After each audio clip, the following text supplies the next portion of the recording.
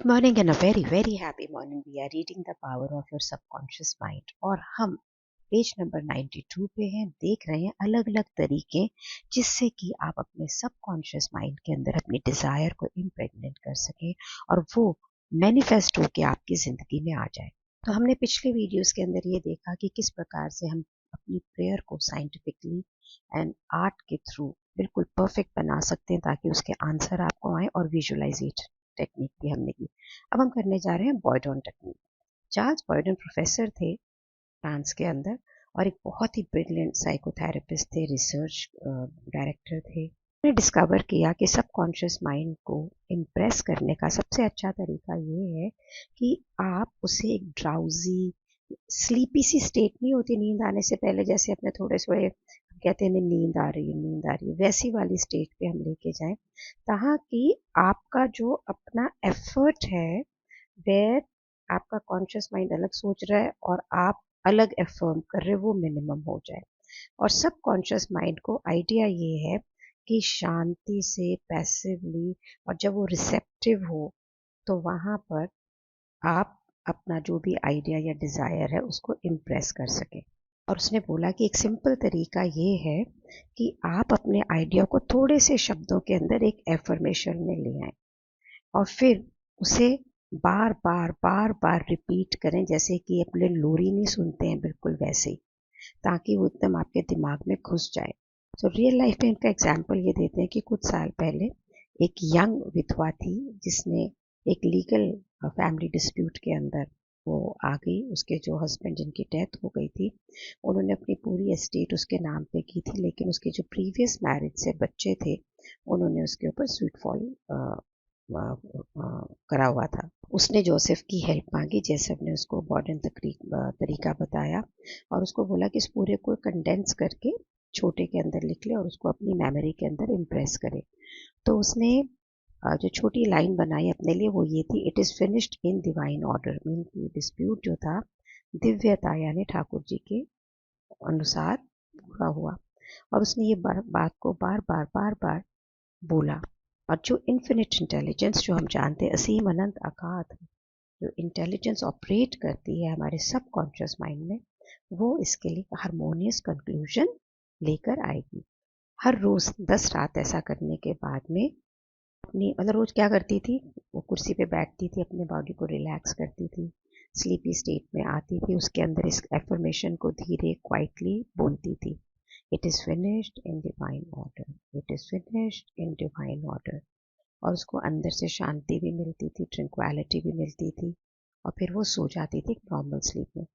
11वें दिन जब वो उठी तो उसको ऐसे लगा कि बहुत ही अंदर से वो अच्छा फील कर रही थी।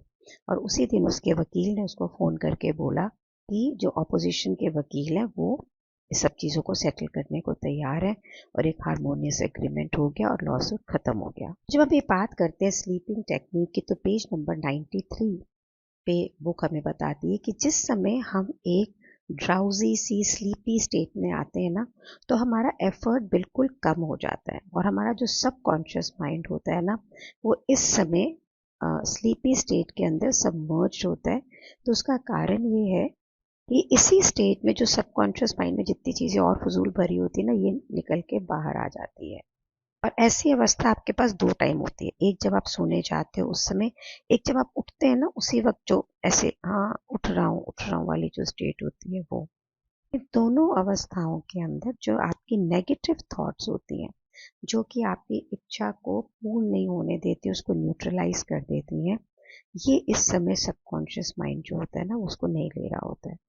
सपोजिंगली आपको कोई अपनी गलत हैबिट कोई चेंज करना है, तो आप आराम से कंफर्टेबल पोस्चर में बैठे अपनी बॉडी को रिलैक्स करें, स्टिल करें, अपने आप को स्लीपी स्टेट के अंदर लेके आए और क्वाइटली बार बार ये बोलें, I am completely free from this habit, harmony and peace of mind reign supreme.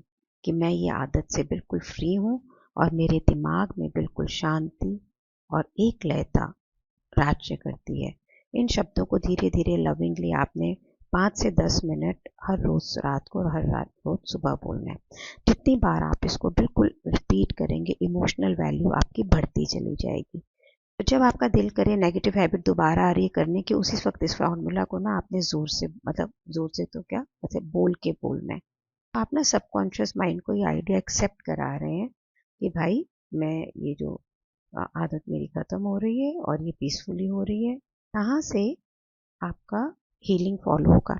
तो मैंने क्या कर रखा है इसके लिए, मैंने अपने फ़ोन पे बहुत सारे अलार्म लगा रखे हैं ऑलमोस्ट एवरी 3 आवर्स। और मेरा एक और बुक है जो मैं पढ़ रही हूँ, उसके अंदर एक एक्सरसाइज है रोज की, उसका रिमाइंडर है। मैं कितना भी काम कर रही होती हूँ, अलार्म बजता है तो 1 मिनट के लिए मुझे याद आ जाता है कि this is what it is. तो मैं पूरे दिन उस स्पेस में रहती हूँ। तो ऐसा नहीं कि मन घचपच नहीं होता है, घचपच होते ही आपको याद आता है कि no, you are not going to be in this घचपच स्टेट, जहाँ पे नेगेटिविटी, अरे ये क्यों हो गया, ऐसे क्यों हो गया, घबराहट होती है। तो वो नहीं होगा। जिसको जो सूट, विजुअलाइजेशन एक तरीका हो गया आपका, एफर्मेशन एक तरीका है, स्लीपिंग टेक्निक एक तरीका है, और अब बात कर रहे हैं थैंक यू टेक्निक की, जिसे कहते हैं ग्रैटिट्यूड, जिसे कहते हैं शुक्राना। बाइबल के अंदर इसको बहुत ही माना गया है। इससे जो बहुत एक्स्ट्राऑर्डिनरी रिजल्ट आते हैं, जो हमारा दिल शुक्राने में होता है ना, वो यूनिवर्स की जो निर्माणकारी ताकतें होती है ना, क्रिएटिव फोर्सेस, उसके बहुत पास होता है। तो हमें काउंटलेस ब्लेसिंग्स का फ्लो जो हम शुक्रानों में फील कर रहे होते हैं ना, वो हमें वापस रेसिप्रोकेट करता है। द मोमेंट यू से thank you, universe also say thank you.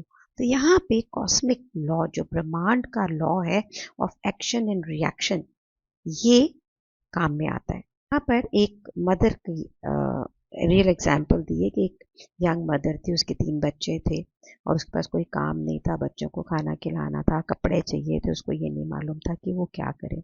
उन्होंने जोसेफ को बोला कि मैंने आपको सुना कि थैंकफुल कैसे होना है, बिना मतलब चीज़ होने से पहले ही प्रेयर के अंदर। और मैंने फिर उसको करना शुरू किया हर रात और हर सुबह। 3 हफ्तों के लिए वो वुमेन बार बार बोलती थी, thank you father for my wealth, thank you father for my wealth, and बहुत रिलैक्स्ड और पीसफुल मैनर में करती थी। और तब तक बोलती थी जब तक कि थैंकफुलनेस उसकी माइंड को डोमिनेट नहीं कर जाती थी। और उसने इमेजिन किया कि वो एक ब्रह्मांड की जो इन्फिनिट पावर है, असीम पावर है, और जो हमारे अंदर इन्फिनिट इंटेलिजेंस है, वो उसे एड्रेस कर रही है।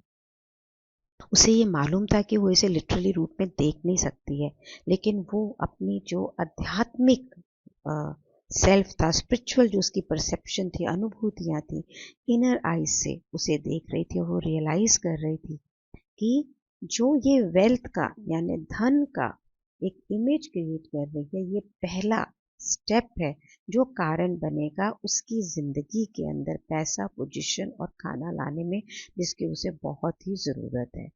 तो उसकी थॉट फीलिंग क्या थी, फीलिंग में क्या, मतलब सोच में क्या फीलिंग थी कि बहुत धन है। यहाँ पे किसी प्रकार का तर्क वितर्क नहीं था कि ऐसे होगा ऐसे होगा।